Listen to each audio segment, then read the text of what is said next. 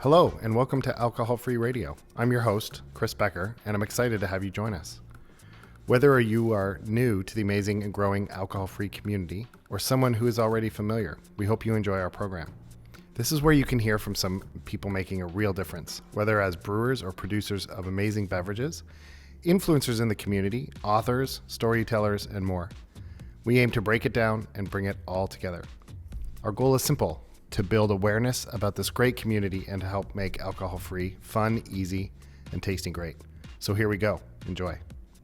Hey everybody, and welcome to this episode of Alcohol-Free Radio. I think you're going to enjoy it, and it's a refreshing topic with Taylor Foxman, who I will introduce more for the episode itself, industry veteran from alcohol and much, much more. So we really get into it in terms of what's happening with alcohol-free as it relates to the much bigger cousin out there, the alcohol industry. So I hope you enjoy it, and I think it's going to be fun. So here you go. Hi there.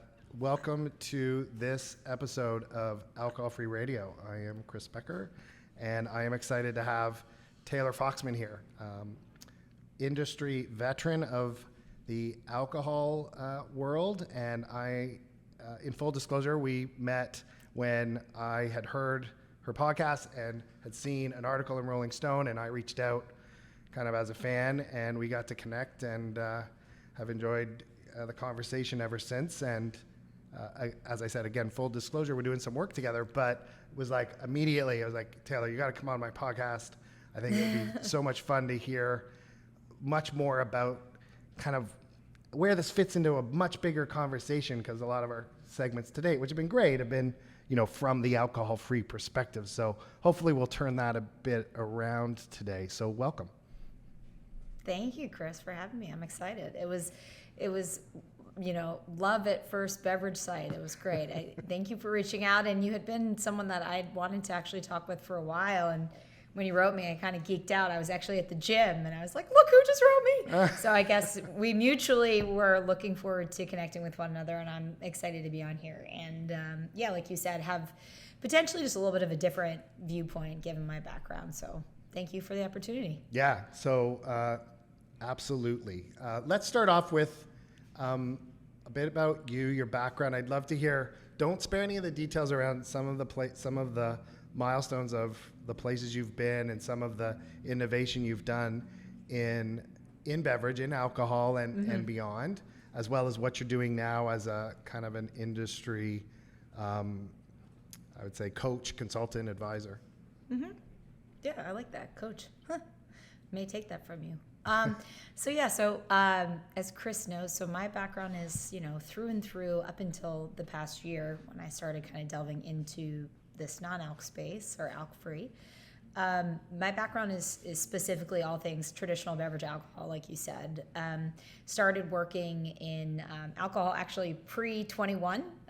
When I was 19 or 20, I started interning for Svedka through college, and the running joke is that I was paid in flavored vodka bottles back then, which made me pretty popular in my sorority.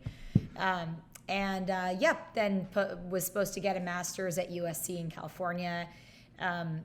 They had a really good program for communications as a master's, so it was the only place I applied, and got an opportunity to virtually just like catapult my career in the space by working for Pernod Ricard since I was 21. So Jameson Irish whiskey, I'm sure most of you are familiar with it, was given an opportunity at a young age to help launch some of their projects, and that was really the start of my career in alcohol, and, you know, really stayed in my lane for over a decade. Worked across about 70 of the biggest kind of global conglomerates. So just some of the brands, name a few. Worked for Jägermeister and Patron Tequila and Campari and Aperol and Absolute and Macallan and Jameson and all these really cool iconic brands. Doing a lot of different types of roles, everything from developing the profiles of the founders of these companies like Jim Koch, who founded Boston Beer, to coming up with marketing campaigns and communication programs, and even helping bring in small emerging brands into bigger beverage companies, which was very cool.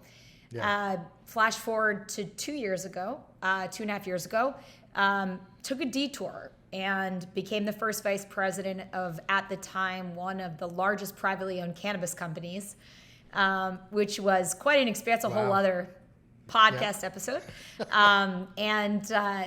It's for another day, moment in time. And worked across that business. Really, I had 5 titles in 2 years. Welcome to cannabis. So did everything from communications to experiential marketing to corporate affairs to diversity and inclusion. And then that kind of led me to this. So while I was working in cannabis, I was introduced to a venture capital firm that invested in cannabis and beverage. And they, very well knowing that I had a full-time job, still introduced me to all these founders of beverage companies that really needed help. And at the time, before Chris so rightfully named me a coach, which I guess I am, I didn't really understand where my place was. I didn't really know exactly what they wanted me to do with these founders, but all these companies were just starting right around COVID. And there was this huge wave right when COVID started of a lot of brands, and they just didn't know what to do. And like you guys, in a different way, maybe you didn't come from the beverage space, a lot of these founders didn't either. And so I was brought in at the beginning, a lot of these beverage brands, to help them grow and scale. And I started working for 5 CEOs, and now I still work for all of them and work for about 40 CEOs all over the world, advising them both now on the non-alcoholic beverage space and on the alcoholic beverage space. That's across cool. their businesses. And it's called? Yeah. How do you? I'm like the worst at that stuff. The Industry Collective. Right. Okay. And I'm going to go back and pull a story that I remember when we were talking, because I think it'll help us pivot into some of the things going forward. That is the Acela train going to Boston, if you happen to be hearing that here on the I-95 corridor. Yeah. That's right. Get there faster. So get there faster than a car. I think of the Patron, your Patron experience, and I remember you saying, and it resonated with me once I heard you say it, but I hadn't really thought about it until you said it, which is, the perception of tequila before, during, and after. And I'd love you to talk a bit more about that, and then and then maybe we can pivot that into the perception of alcohol-free before, during, and after, and even talk a bit about alcohol-free tequila from that point. Yeah, absolutely. So with Patron, I was working for them at an interesting time. They obviously had a well-known reputation for, having aspirational brand always. It wasn't like anyone thought that it was a lowbrow brand by any stretch, but most of the times you would associate Patron or even tequila, first associations with tequila. Well, you're either at a nightclub or you're in Cabo or it's spring break and you need salt and a lime. And then Patron was always kind of considered shots, right? And then Patron was always like, if you're at a nightclub and you want to spend money, you could get, a bottle of Patron. And I was very fortunate. I worked under the direction of a mentor who's still a mentor of mine, who was the CMO at the time. And it was at an interesting inflection point for the business because they were launching their first really high-end series of products, sippable tequilas. And for me, it was a really interesting moment in time to not only try to shift perception of Patron, but try to use this as a moment in time to shift perception of tequila. So very interesting story. There was a writer named Clay Rizin who is still around. He's very much around. He writes for the New York Times and he writes for Fortune magazine. And we haven't talked about this, Chris, but I saw this story that he did. He did this big story, the cover of Fortune magazine, and it was like the bourbon boom. And it was the year before. And the cover of Fortune magazine was a bottle of bourbon dripping. And as a previous direct PR person, I was like, this is amazing. So I was like, the next year is going to be tequila. That story is going to be what's happening in tequila. And I'm fairly relentless if you're not gathering. And so that's what happened is I flew him out to Guadalajara. Him out to Guadalajara. He met with the first employee of Patron ever. He met with the master distiller. To make those stories well-rounded, he also obviously met with Casamigos and other players in the space. But the story was what I needed it to be, which was to coincide with the launch of this whole sippable tequila brand, but also just to change the perception that like you need to have tequila on the beach, wasted. It's actually a very versatile spirit that you can drink year round. And so that, I don't know if that's helpful, but that's the type of stuff that I like doing where, I like helping to shift perception of brands and categories, which I know can probably lead to your next question around, this whole current space. And we'll talk maybe a little bit down the road about like how I got involved in it, but to answer your question directly around kind of the similarities, I think that it's a little bit different in the sense of everything in my mind went from, this is this kind of category where people have been talking about. Obviously, people have been, right. I'm not trying to downplay, people have been living this lifestyle way longer than the last few years, but kind of on a more mainstream level, I guess, I don't think there were, and correct me because you're the expert here, but I don't think there were as many options out there until recently. And you've seen this kind of influx like you have on the beverage side, on the traditional beverage side of much more options, like a lot of optionality. And so I think it is a mix of shifting perceptions where you don't want to just think of O'Doul's or, Heineken, the one option out there. But I think it's not as much shifting perception of people thinking that this stuff is bad or that there's only one occasion to have it. I think we've talked about this a lot. It's using this moment in time to increase overall awareness of this market, what's out there, the options that are out there. And so I don't know if that's helpful, but I think it's less like, wow, the options for non-alcoholic spirits are so shitty. Let's shift the perception because there are more brands. I think it's more like, this is the moment in time to leverage the fact that there are a lot of brands out there. There are more people that are interested, and just bringing more from what a lot of what you and you're doing at Better Rhodes, like more visibility to it. But to answer your question, the third part of your question was tequila. And I, for one, am a fan of alternatives to beverages. You may not be, listeners may not be, but that was my shift. I've been fortunate to get a lot of products from a lot of brands in this space, and I like now some wines, I like some beers, but on a day-to-day, I really like my margarita alternative. So I've tried a bunch out there, and I really love, as I said to you, Chris, I can't decipher with some of these alternatives tequila from fake tequila, and that means to me that there is a lot of innovation that's happening, and that's very exciting. Yeah, and I think that's really interesting. And, to kind of go cover some of that point you made earlier, there is that difference, and I agree. So there's been a lot of innovation in this space for a long time. A big piece of it is awareness. Sometimes my analogy is I see a fence and it's made out of wood and you can't see past it, and there's a peephole or a knot hole in it, and I'm like, on the other side of that fence is probably just a bunch of dirt, and it's just an empty lot. But when you look through the hole, it's like this beautiful garden and all these things. And that was my experience was, wow, there's something there. So there's been a lot of innovation that's been around for some period of time, not super long time.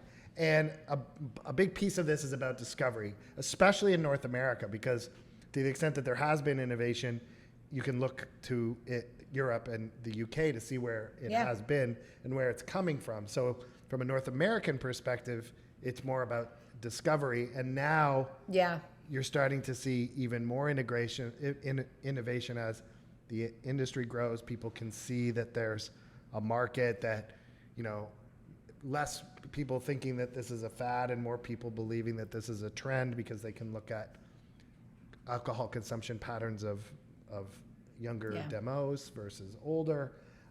Younger demos. Younger demos, yeah. So there are, and you can see it with what's happened with beer. So there is, but at a full step back, there is a bit of that trend that, you kind of described, not exactly but the same, but with tequila. Like if you go, full relief back and go back to Prohibition, near beer in many respects was invented because of Prohibition in terms of having a 0.5 or less that was still legal. And things didn't really progress much for 50, 60, 70 years. And O'Doul's does have that, I don't know what you're the tequila expert, the Cuervo. I'm going to get in trouble with somebody, but Jose other Cuervo? tequila. No, yeah, Jose Yeah. Cuervo. It's people like, you're giving up something, or it's cheap. It's not that good. Yeah. But in fact, beer's one of the better examples of seeing where the evolution is, and then with some of the other categories, and there are a lot of alcohol-free tequilas coming to market right now, which is exciting to see. So Very exciting. Yeah, I 100% pick up on your point about it. There's a discovery element as opposed to kind of because there have been a lot of people innovating in this space for a while. And kind of to take your earlier point and what I've tried to do with that piece and bring it together, your Rolling Stone article. Talk about that, and I'm interested both in just telling about how that came about, but the story behind the story in terms of what got you to put pen to paper and make that what you decided to write about. Yeah, so context and around my involvement with Rolling Stone. So I'm part of their culture committee. What's that? There's like this. What's a culture committee? Right. Yeah, it's a marketing term. No, Okay. it was, yeah, I mean, to be honest, right? So they started this Rolling Stone Culture Committee a few years ago. So I was actually in like kind of that first group inducted a few years back. They're like, oh, she's in cannabis and beverage. Like, she must be cool. I'm like, I watch CBS Sunday morning. I go to bed at 9. Wrong person. I literally wrote being like, sorry, return to sender. But so like I have... So how it works is you get inducted in these committees and culture committees, and I'm in entrepreneurs like leadership network too, whatever. So you can write for the publications. Cool. And so I haven't had a whole lot of time to write too much. Did one piece last year on what I think has to be like 2.0 of celebrity beverage endorsements and partnerships. Oh, interesting. And then, I've worked with a lot of celebrities in the beverage space, and I feel like you need to really like step up your game if you're going to have celebrities involved. It's not enough anymore just to pay to have them launch a product. So for this, it actually was just something. Okay, so that's the context of how I write for them. So I cover really everything from like as a contributor. I'm not a writer by any stretch. Culture and this convergence of like beverage culture, cannabis, stuff like that, and.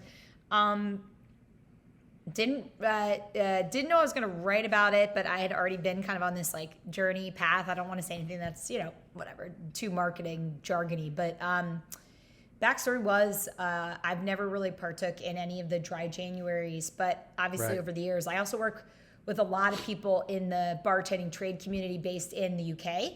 Right. And so I kind of knew a little bit about it there because I think it was actually bigger there originally than it was here. Yeah, and it started in Scandinavia, then the UK really blew it up, and some of the folks that started it subsequently moved to New York, not fully, and then it's been growing in the United States the last couple of years. Exactly right. So I've kind of had it on my radar, but I never did it, and there's a part of me that thinks that, at least from what I see, and this is just me giving my own point of view. I'm not saying anything definitive or objective, but it's also very subjective. But what I see with those situations is like people end up doing this like dry January, and then quite frankly, they kind of go crazy after because they just start drinking more. I didn't want to do that, but around that time frame was when I started thinking. It was kind of a little bit of a project for me of like, look, I've been in this space since I was 19. I'm turning 34 next month. It was more of like a exploratory project that I had in mind of just like looking into this more and virtually just like understanding what this all was to me, which was all new. I had interviewed Bill from Athletic Brewing a few years ago. I did I was a big Clubhouser, so I did a whole series of Clubhouse where I interviewed founders of beverage companies, and this is a really funny series, so I interviewed Bill, and his PR team sent me boxes of like non-alcoholic beer, and it just was taking up a lot of space, and so that was really like my only understanding of this was that I got to interview like the OG of the beer for the US, but didn't really have an appetite to try it. And then around that time, I was kind of like, all right, well, what is this box or 9 that I have in my apartment? So I tried, I think, like Running Wild or one of his brands, and I was like, this isn't bad. So I went and started buying it myself. And the irony is that my husband's from Germany and I don't really like actual beer too much. And I really liked this non-alcoholic stuff. Oh, that's so interesting. then I was like, yeah, so it was a weird way to start it. And then kind of took it head on. I didn't really think that and again, I'm not like fully sober or anything, but I didn't think that I would be able to, quite frankly, as seamlessly as I did it, cut from drinking 7 days a week, a glass of wine or a glass of something every day. Sure. Again, a glass, but nonetheless, to as soon as I started finding, and there's other episodes we should probably do around this, but like finding what worked for me. It took me a while. So I started listening to books, audiobooks. Like my favorite is This Naked Mind, which was a fantastic book. Then I started using Reframe, which is an app to track my drinking habits and kind of help you along the journey. And then all of these brands started sending products. So where does that leave me? So 7 or 8 months later, I'm almost at 100 days of not drinking at all, which is cool in the last few months. And it's been a journey. And I don't know how to say it other than that, because I think everyone has their own experiences. And I think we talk about this. It's so subjective. Like what works for me isn't going to work for you. And what works for me is tracking. Again, I don't have an issue, but it's just being accountable for drinking. So tracking on an app. I do re-listen to books about this. For some reason, maybe it's like the continual messaging around like why it's better to not drink as much is helping. And then finding the drinks. Yeah, it's fascinating. Yeah. And then anyway, finding the drinks. So that's the whole story. So I wrote about it for Rolling Stone. I was surprised that they allowed me to write it. It felt a little bit of a stretch for them to allow a story like that. But it ended up, I got a lot of really interesting, great feedback from so many people, whether they had family members that are recovering, they're recovering from something, or even just a plethora of other things. Anyway, it opened my eyes to the fact that this is obviously a really, exciting moment to be involved or talking about this space. Yeah, and I think it added a lot to the journey of the of the culture that we're all part of. So, because the background of this, or at least try to connect it with my experiences, the positioning of alcohol in our society is very binary. You're either a raging alcoholic who can never even sniff a beer, or you have no problem and everything's fine. And that's not nature. That's not true for everything. There's always shades of gray. They're all on a spectrum. And I think articles like yours, and hopefully what we're trying to do, even the name of the company speaks to the idea that everybody's on their journey. Look, if this can help with more choice, more options, more empowerment, more freedom, then people, I think, gravitate to that. And it also speaks to the truth of their own journey. The fact is, people have different reasons. Maybe you're drinking normally, but for whatever reason you're even if you're driving one night and you're out with friends going to dinner, you're not drinking, you're quote unquote sober that night. Sober's now become almost a pejorative term, or it clearly has very loaded connotations for people. But the textbook definition of the word just means you're not influenced under the influence of alcohol, and it's okay to be, even if we could start normalizing that word. But I think articles like yours are kind of part of that. And how do you? I know we've talked a bit about it too in the context of, thinking of, tequila doing shots back in the day, or versus now, where people are a little bit more, this is part of a broader health and wellness conversation going on. Yeah. Are you seeing, like, with your experience with alcohol, I kind of want to bring it back through to the alcohol industry, because I think it adds a lot of punch that you write an article like that, but you've also, you're coming at it from having come from that industry, and it from all sides. Where do you see some of that going? Like, plant-based food now is a little bit more normalized than it was 5 or 10 years ago. Are you hearing that? Are you seeing that? Or coming from the alcohol side, are you a lone wolf, or amongst a bunch of alcohol execs that are laughing at all of us? Or what, where does this fit in terms of the zeitgeist or where you see things both from an industry perspective and then from since you're on the culture committee, I think you're qualified to answer this, a cultural perspective. No, it's a really good question. I mean, I think why I really enjoy working for founders of emerging brands now, and I come from the big brand side, is Right. I genuinely feel that small brands and innovators, and whether or not you come from beverage or not, it's relevant, you can jump much faster, right? Which is why we're seeing a lot of emerging brands come to market versus big brands that are making non-alcoholic iterations. Right. Rationale for that is most of these companies that are the beverage companies where I come from, most are headquartered in Europe. Yeah. And things move a lot slower, especially during the summer months when no decisions Yes. are made. Yeah. I think if I can make a comparison, I think they're looking at this like the way I had to respond when people would ask me about cannabis beverages. Uh-huh. I would get a lot of inquiries from journalists being like, okay, well, what are you guys doing? How quickly are you going to move on cannabis beverages? And we said, we're watching it. The corporate answer is always like, we're looking into it. We're watching it. And like, that can't be more of like exactly what everyone would say. I don't think that the big companies that create traditional beverages, unless that was already in the innovation pipeline, Right. none of them can move that fast that all of a sudden, and then maybe, and I'm not saying they don't have the capabilities, nor will they do it, so don't hold me to Sure. it, but at a more macro level, Yeah. I don't think they're laughing at us, to answer your question, by any stretch. The numbers are there. I think the question though becomes, are they going to jump into this and try to create a lot of these products themselves based on what they're seeing in terms of the interest and the sales? Maybe. Right.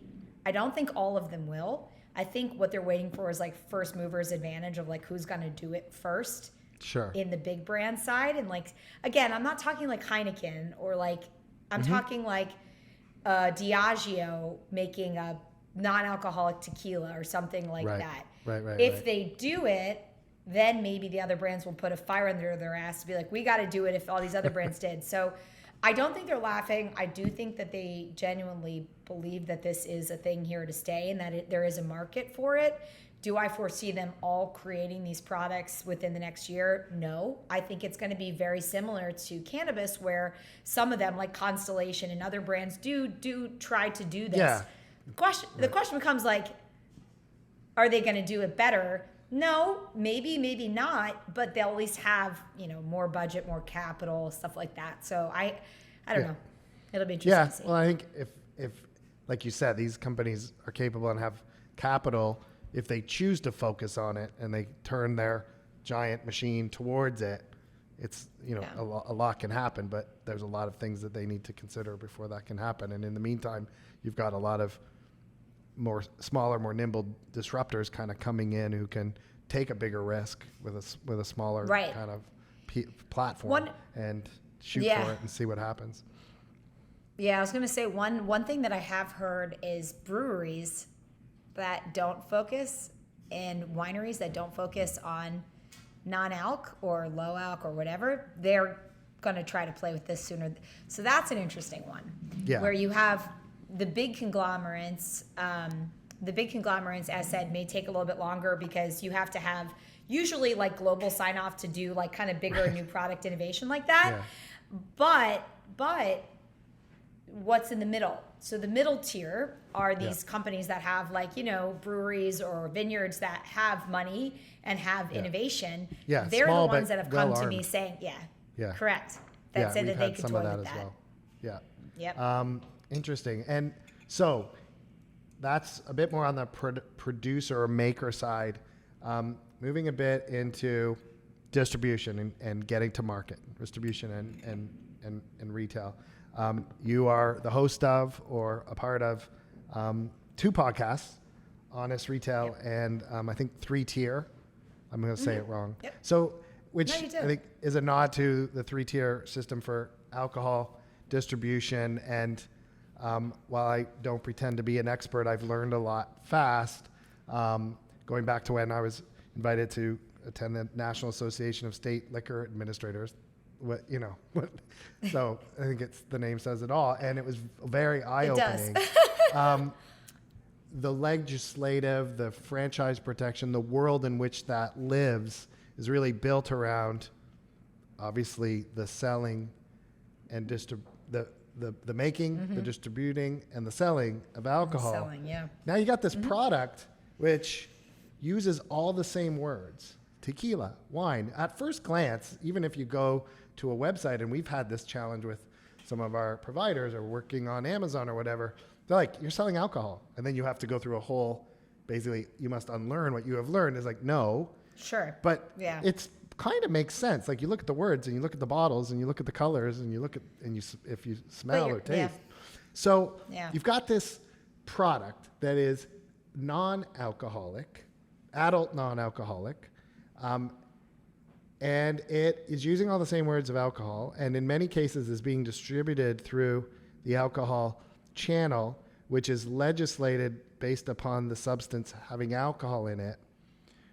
But these don't have to be through there. So I know we are kind of seeing it a bit on both sides. Like in some states you can only sell beer in a grocery, but you can't sell wine and spirits. So backwards. But you could sell crazy. Alcohol-free wine or spirits. Like, what the heck's going on? And where do you see any of this going? Or do you see any kind of speak to some of the kind of future forecasting? Tell us all how it's all going to turn out in the future, Taylor, please. Oh, yeah. Thank you. Yeah. On a Thursday afternoon at 3, I'm here to dictate the future of alcohol distribution. I mean, look, I don't know the answer. I can say that on the traditional alcohol side, I mean, a lot of it's dusty and dated, right? Like you have these rules that are just silly. I mean, you have a few companies that, you know, and nothing to knock them. I very much work hand in hand with a lot of them. But, you know, you have big distributors that have ownership in chokehold over 90% of the market, right, of how brands on the traditional spirit side. I will say that during COVID, a lot's changed as we're talking about, like, you know, evolution of like new brands to market, new innovation, but also new ways to distribute product. And so there are like online solutions for brands that never had an option before to now sell technically directly to consumer. I think to answer your question around like how this all fits and what's the future, I think this moment in time is probably the most exciting time that I've ever been in this space. Not only for consumers. Yeah. Oh, 100%. I mean, because I think not only from a consumer perspective, and I talk about this a lot, used to have like beer just vying for beer and wine just vying for wine. And like, but now you have hundreds of brands that are all fighting for the exact same occasion. And now you could drink a beer while you're running a marathon and get high while you're on a flight while drinking. Yeah. It's like, it's mind blowing. And as you can see, like I get very excited thinking about it. But I also think the other exciting part is just like kind of taking all of the traditional norms of all of this and really starting to reevaluate it. And I think evolution of brands like yours, I think emergence of new technologies, revisiting of like dusty, archaic ways of working. I don't know where things are going to pan out, but I would hope sooner than later that everyone takes a step back and reevaluates all of this, because this is all newfound territory, both from the way in which beverage brands can now be distributed legally, like through different platforms. I know there's a lot going on around that. What's gray, what's not gray. But in my mind, if you ask me if I'm drinking if it's non-alcoholic, if it has alcohol in it, different, low alcohol, that's different. But if I'm drinking like a non-alcoholic product, I want to be able to buy that through you or through whatever. So I think that it feels, and correct me if you disagree, I feel like it could be a really good time for everyone involved in this on all sides to really stop kind of looking at what was and what is and just reevaluate it with fresh eyes. Yeah, I think, again, not an industry expert, but I can look to, other industries or other movements when there's been disruptive factors. And alcohol-free, to some extent, maybe the smallest of them. We're talking about cannabis legalization, psilocybin legalization, a fairly protected industry that's been, I mean, there's been product innovation and new categories but alcohol as a whole has been doing pretty well for a pretty long time with a fairly well-regulated protective sheath that's got everybody doing pretty well. Yeah. That the change didn't really, no reason for the change to be coming from inside.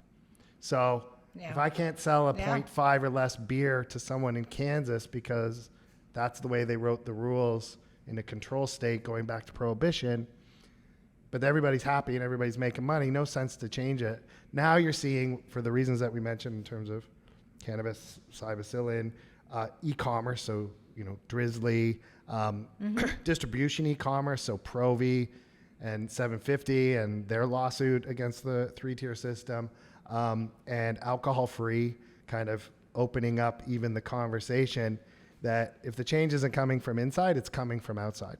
And eventually, even from the inside, you think, okay, we're seeing this. We need to start reevaluating where the opportunities are, how we're going to play in this space. So, and it feels like that's kind of where we're at. I agree. I think we'll have to do more of these to talk through the changes as they're happening in real time. Yeah, and we can. Lots going to transpire. We'll add some tastings in. Have to have you here to the tasting room here in Madison. I know we are down to 3 minutes, and I promised we would get you on your way. So first of all, thank you for taking the time. It's been a pleasure. I'm really excited that we got to do this. I know I was pretty well since we first spoke. I said, I wanted to have this conversation, and hope you come back. And I would love that. Thank you. Thank you. I feel like we'll have more fun conversations in the future. Thank you for having me. I appreciate Absolutely. Everybody, Taylor Foxman from the Industry Collective, and I will leave it there. Take care. Well, we hope you enjoyed this episode of Alcohol Free Radio. We'd love to hear from you. Send us a message on social media or through email at hello@betterroads.com. Great to be here with you all together. Take care.